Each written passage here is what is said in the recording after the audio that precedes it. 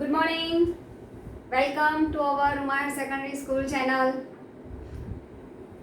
આજના વિડીયોમાં મને એવું થાય છે કે આપણી હાથમાં જે પેન છે, તમારી હાથમાં પણ પેન હશે, નોટ હશે, બુક હશે, અથવા કોઈ પણ વ્યક્તિ હશે.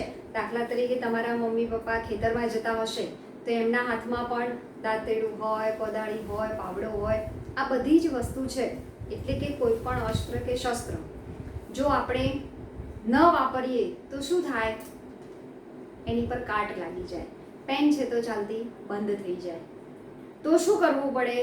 સમયાંતરે એને એક્ટિવ કરવા પડે, સમયાંતરે એને વાપરવા પડે અને એને ઘસવા પણ પડે. એ જ પ્રકારે લાંબુ વેકેશન આપણે ભોગવીએ અને આપણે નક્કી કરેલા આપણા મગજને અને આપણા બોડીને, શરીર અને મગજને જો આપણે ન વાપરીએ તો એ પણ શું થઈ જાય? ઇનએક્ટિવ. એ પણ કામ કરતું, સક્રિય રીતે કામ કરતું બંધ થઈ જાય. તો શરીરને સક્રિય રાખવા માટે આપણને ઘણી બધી વખત પ્રાર્થનામાં પણ સાહેબે વાત કરેલી છે કે શરીરને આપણે કસરત દ્વારા એક્ટિવ કરી શકીએ. તો માઇન્ડને એક્ટિવ કરવા માટે શું કરવાનું? તો માઇન્ડને એક્ટિવ કરવા માટે આપણે શું કરીશું? એને ઘસવું પડે. હવે સર્ફ એક્સેલથી તો ઘસાય નહીં, તો માઇન્ડને ઘસવા માટે એને સતત ને સતત અભ્યાસ કરવાની ટેવ પાડવાની. આપણું અભ્યાસ કરવાનો મુખ્ય હેતુ જ આ છે કે આપણે દરેક વિદ્યાર્થીએ, દરેક વ્યક્તિએ પોતાના માઇન્ડને એક્ટિવ કરવાનું છે. એને સતત પરિશ્રમવાળું કામ કરી શકે એવું કરવાનું છે. તો જ આપણે મક્કમતાથી, દ્રઢપણે આપણે આપણા લક્ષ્ય પૂર્તિ માટે આગળ વધી શકીએ. હવે આજે આપણે અભ્યાસ કરીએ છીએ એ પણ શા માટે છે? તો મારે ટોપિકને સમજવો છે, નોટમાંથી વાંચવો છે, મિત્ર જોડે ચર્ચા કરવી છે અને પછી મારા મગજને ગમે કે ના ગમે મારે એને યાદ રખાવડાવવું છે. અને એ મને યાદ રહ્યું કે નહીં એની મારે ખાતરી કરવી છે. એના માટે ટેસ્ટ.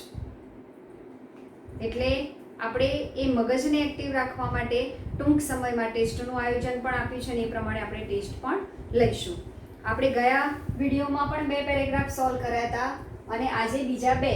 આટલા પેરેગ્રાફ આપણે સોલ્વ કરશું એટલે લગભગ બધા જ પ્રકારના active passive start like this, do as ડાયરેક્ટેડનો સમાવેશ થઈ જશે.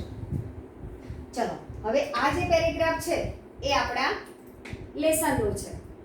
જે લેસન આપણે આંટ્સ કીડીનું જે લેસન આપણે ભણી ગયા છે એ લેસનનું છે. એટલે પહેલાં તો જ્યારે પણ પરીક્ષામાં, પેપરમાં આ સેક્શન આપણે સોલ્યુશન ઉપર આવીએ ત્યારે પેરેગ્રાફ શાંતિથી બરાબર વાંચી લેવાનું. સમજણ ન પડે તો પેરેગ્રાફ 3 વખત વાંચવાનું.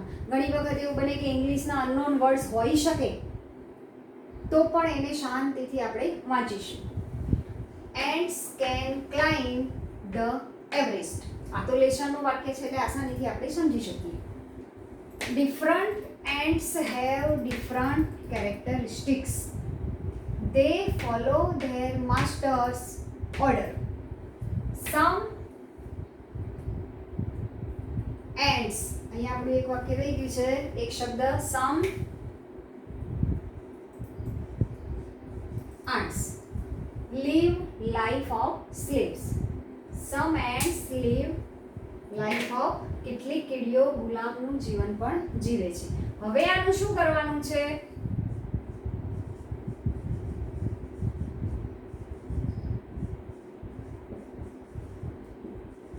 બરાબર, એને શામાં ફેરવવાનું છે?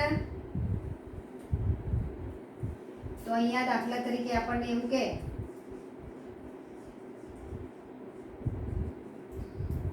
આ રીતે પૂરું કરો તો શું થયું? જે કર્મ છે એને કર્તા બનાવ્યો એટલે કે પેસિવ કર્યું. તો આપણે શું કરવું પડશે? ધ એવરેસ્ટ મોડેલ ઓક્ઝિલરી આવ્યું. આપણે આગળના વિડીયોમાં જોયું હતું. Can be, the Everest can be climbed, ભૂતકાળ ભૂતકૃદંત, climbed by ants. એટલે આપણે કર્તા કોને બનાવ્યું છે? The Everest. કર્મ છે એને કર્તા બનાવ્યું. Different ants have different characteristics.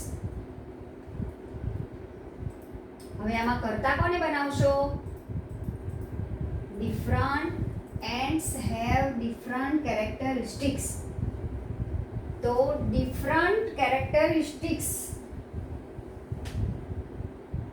આમાં different characteristics have been recognized by the scientists in a different ends.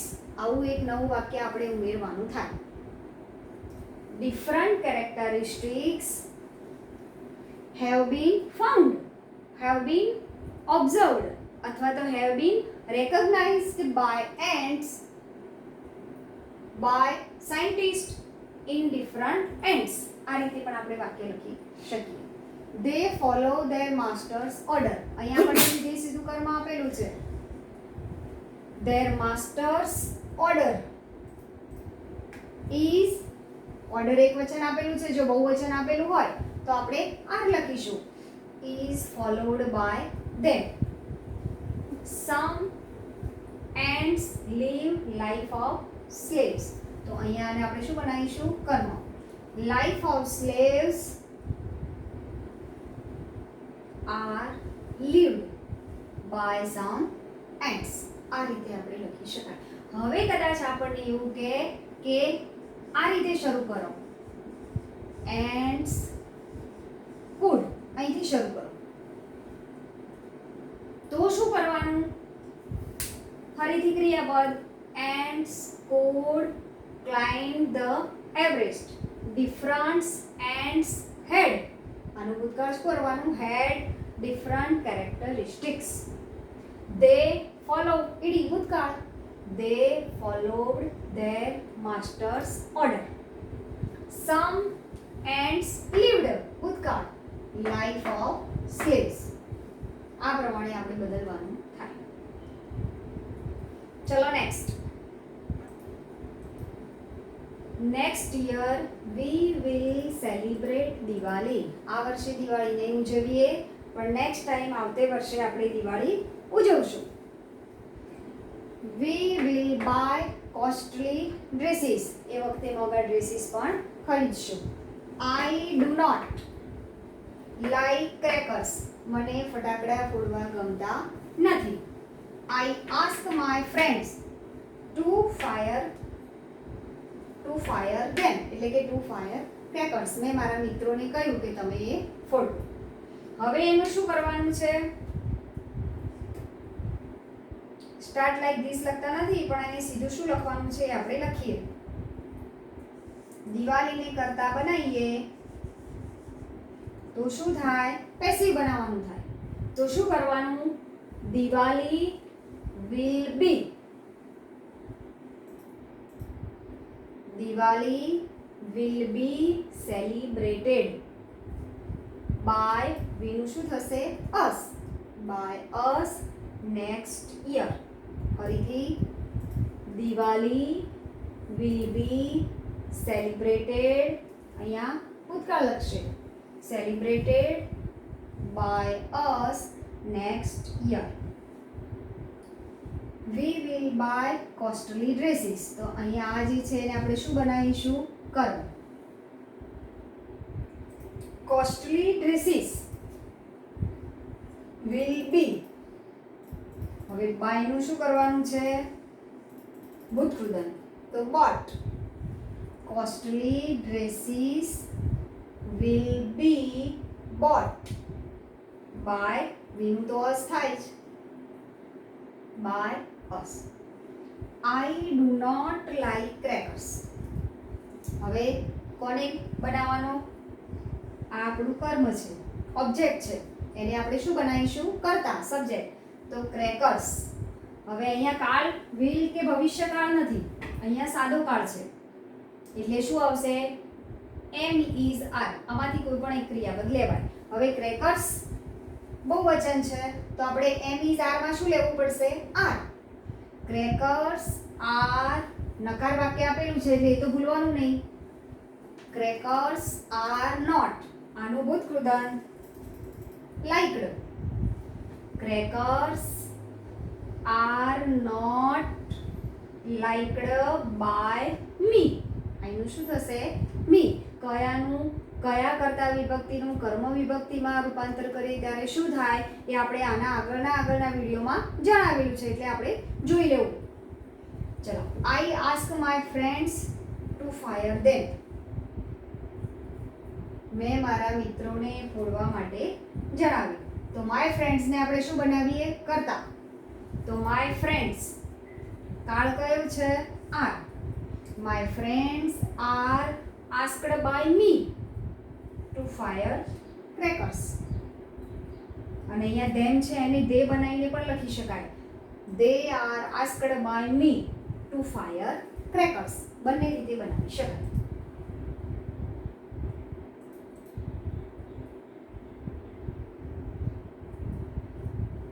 બરાબર. ચલો આમાં ને આમાં બીજો પ્રશ્ન એવો છે, આજે નેક્સ્ટ વીક છે ને એનું કદાચ આપણને એવું કે લાસ્ટ યર અને વાક્ય પૂરું કરો. તો શું કરવું પડશે? લાસ્ટ યર કર્યું એનો મતલબ ચલો નેક્સ્ટ ભવિષ્યકાળ અને લાસ્ટ એટલે ભૂતકાળ. તો જ્યાં જ્યાં ભવિષ્યકાળ કે વર્તમાન કાળના ક્રિયાપદ છે એ બધા ક્રિયાપદ આપણે શામાં કરવા પડશે? ભૂતકાળમાં. તો એના માટે પહેલા આપણે શું કરીશું? બધા જ ક્રિયાપદ વાક્ય વાંચતા જઈશું અને સમજતા જઈશું. અને શું શું બદલવાનું છે એ પહેલા આપણે અંડરલાઈન કરી દઈશું, જેથી કરીને એક પણ શબ્દ રહી જાય નહીં. નેક્સ્ટ સમયદર્શક શબ્દ બદલવાનો. નેક્સ્ટ યર વી કરતા છે, કરતા બદલાય નહીં, ક્રિયાપદ બદલાય. Next year V will celebrate Diwali. We will buy costly dresses. I do not like crackers.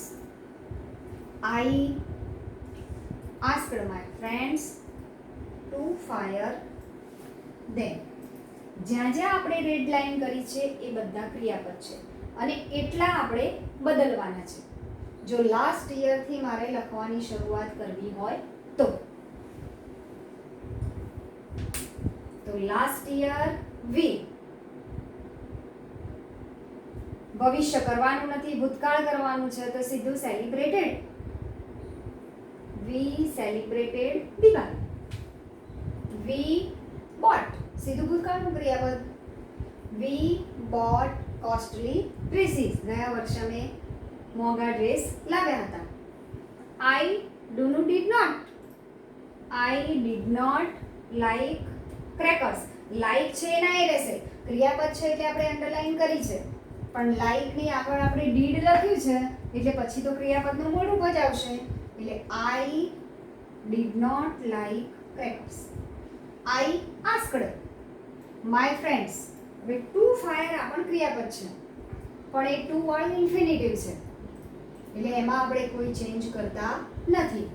I asked my friends to fire them. આ પ્રમાણે આપણે બંનેમાં બંને ફેરવવાનું છે. અને આ ફેરવાઈ જાય પછી હું હવે તમને જે આપું છું એ તમારે હોમવર્કમાં લખવાનું છે.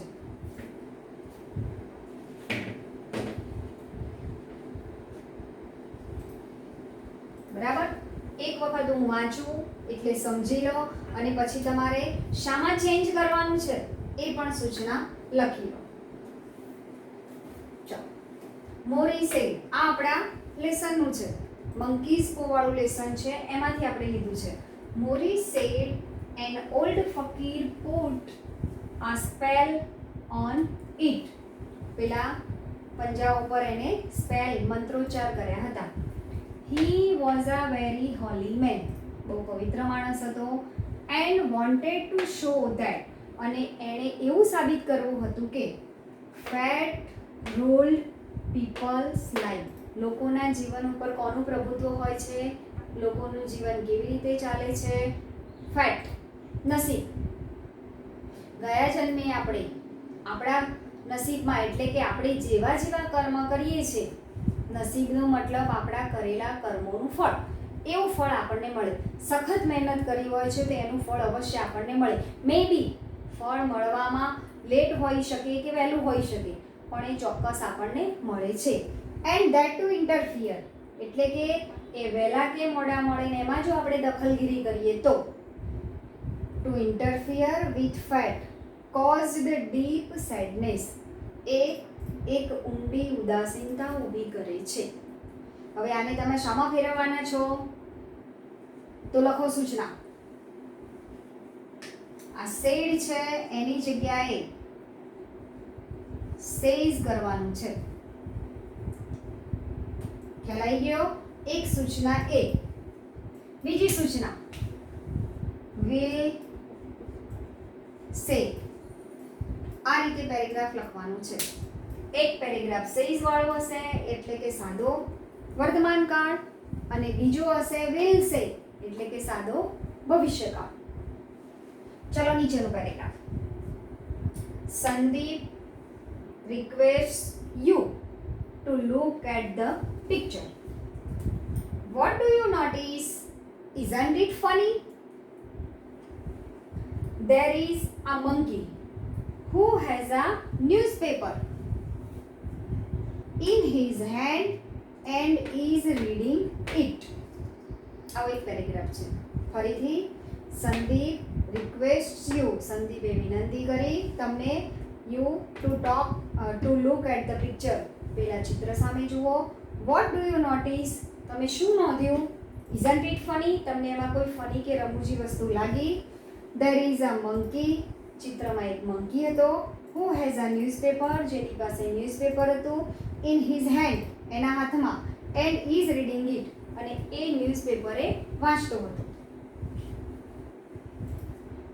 પહેલા આટલાનો સ્ક્રીનશોટ લઈ લો, પછી નીચેનાનું શું કરવું છે એ આપણે ખાલી સમજી લઈએ.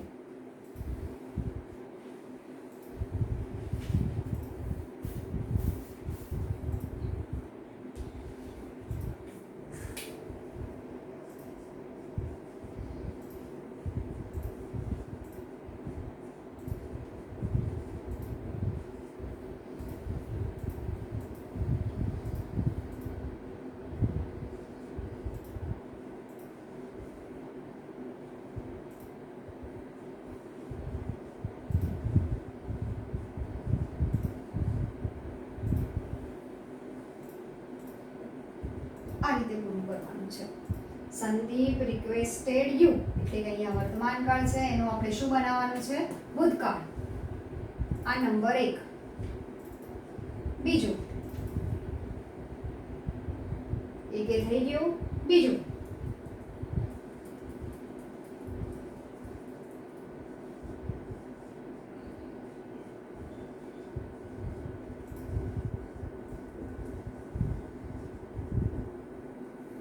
આ રીતે આપણે આ બંને પેરેગ્રાફ પૂરા કરીશું. બરાબર? આટલી પ્રેક્ટિસ આપણે કરીશું ને એમાં જો બરાબર ધ્યાન આપશું તો આ 2 માર્ક્સનો આપણો 2 દુ 4 માર્ક્સનો પરીક્ષાનો જે પ્રશ્નનો જવાબ છે એ ખૂબ આસાનીથી આપણને સમજી જશે. આપણે ટેસ્ટ લઈશું તો ટેસ્ટમાં પણ આ ઇન્વોલ્વ હશે. એટલે આને આપણે બરાબર યાદ રાખી લઈએ અને આપણા મગજને કસરત આપવાનું આપણે ભૂલીએ નહીં.